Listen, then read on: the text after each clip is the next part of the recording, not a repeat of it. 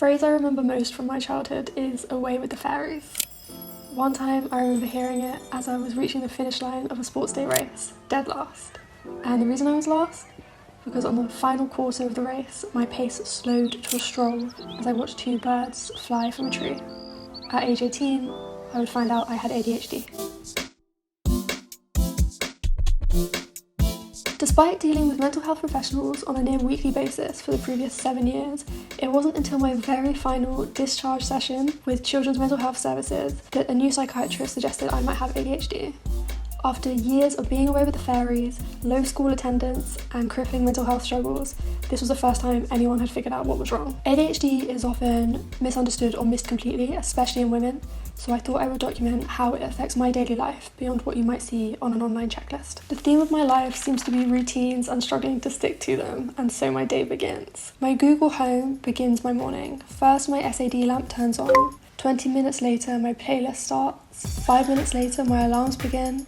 Finally, Google tells me about the day. Morning bestie. And when one routine ends, another starts. An app details each step of my morning routine and exactly how long I have to do it. Face, moisturise, deodorant, eat, meds. I take short-acting Ritalin twice a day. Toilet, teeth, contacts, hair, makeup. Without this app, most of this wouldn't happen, or if it did, it would take twice as long and I'd get distracted. But I won't pretend I manage to do this every day. If I don't have somewhere to be, I'll often really struggle to get out of bed and will just spend ages on my phone scrolling. I'm massively addicted to my phone. My screen time is embarrassing. I frequently get stuck in scrolling loops, feeling unable to stop. ADHD is associated with internet addiction as well as a lack of self-control. People with ADHD quickly create habits in response to positive reinforcement. In this case, the habit of internet use is created due to the positive reinforcement of relief from ADHD symptoms. This habit is created despite its negative impacts, such as not completing tasks, because an ADHD brain is far more responsive to immediate positive reinforcement than to punishment or delayed reward, like the reward that would come with completing a task.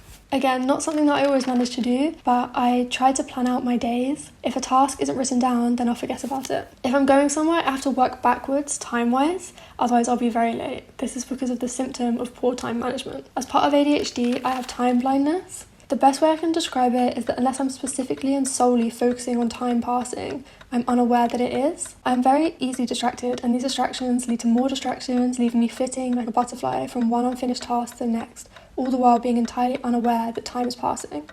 When I eventually remember what I was originally doing, an hour or more may have passed. I didn't have a shift or anywhere to be this day, so I spent most of the morning doing some freelance work. On a good day like this one, and with the help of meds, I can get a good few hours of work done without any struggle or distraction. Good headphones playing binaural beats also helps me massively. Sometimes, particularly if I'm interested in what I'm doing, the meds can do too good of a job and I lose track of time, forgetting to eat or move on to another task. For this reason, I wonder if ADHD should be understood more as an attention dysfunction rather than an attention deficit. Think of attention like a torch. Most people can turn this torch on and off at will and decide where to point it. For people with ADHD, the torch is a little more unruly. They have less control over when it turns on and where it points. Sometimes it won't turn on at all, or it will focus on the wrong thing. This describes inattention.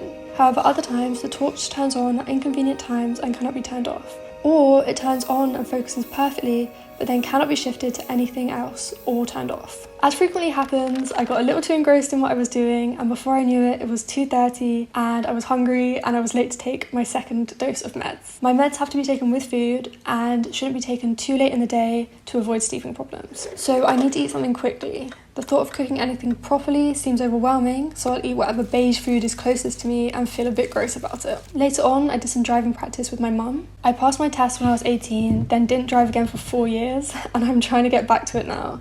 It's stressful for me for obvious reasons, but I want to get my confidence to a level where I could at least drive in an emergency.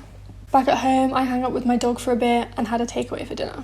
In the evenings, I often find myself in this weird state between crashed and tired, but also not being able to turn off and not being able to make myself go to sleep. I tend to put off sleep and end up going to bed really late. Like I mentioned before, I'm pretty addicted to my phone, so it's a lot of late night scrolling and kind of forcing myself to stay awake. I don't really have an answer as to why I do this one. I wasn't sure if I wanted to talk about this because it's a bit gross, but mental health is often quite gross. So you might have noticed I didn't shower in this video. I don't shower every day. As much as I'd like to, and I know I should. For some reason, it's become this really overwhelming task in my head, and it's something that I avoid or I seem to run out of time to do. With ADHD also comes sensory issues. Unfortunately, I have sensory issues with showering and bathing. I don't like being wet or cold, and I know it's hard to understand if you don't have these mental health struggles, that time can just run away or that a simple task can feel insurmountable. One symptom I definitely wanted to talk about as I'm sat here alone on a Saturday night is the difficulty of making and maintaining friendships.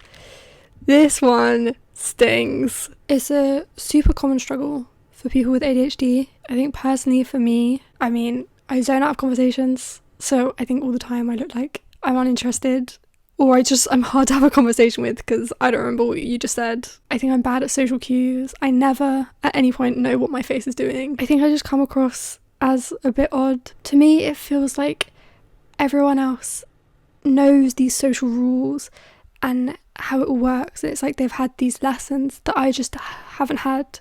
I just feel really lonely and really scared of being lonely for the rest of my life. It sounds dramatic, but it feels like opportunities are dwindling, and I'm scared that I'm just gonna get older and older and lonelier and lonelier. Even knowing that it's a symptom and that I'm not the only one and there's a reason, it just feels like such a big failure. Like, it just feels like such a core part of the human experience, and it's something that I just can't do. It's really damaged my self-esteem. I'm not a victim in this situation. Like, all of it is because of the things I do. Maybe I can't help that I come off odd, but I also come off cold. I know that, and I avoid making new relationships. I avoid new people. I think because I have this subconscious feeling like you can't reject me if I reject you first. I also get really overwhelmed really easily, and my first defense is always to isolate myself, and that makes me a hard person to be friends with because I'll just disappear. With ADHD, there's this kind of out of sight, out of mind thing where if something's not in front of me, I just forget it even exists, and that includes people. Even the people I love the most, I forget to talk to them or reach out to them or make plans with them. I thought I'd make this video because I hoped it would be helpful to anyone with ADHD or with a loved one with ADHD, but I realised it might be a little disheartening, so I wanted to end on a positive note. Life is good. Life is really, really good.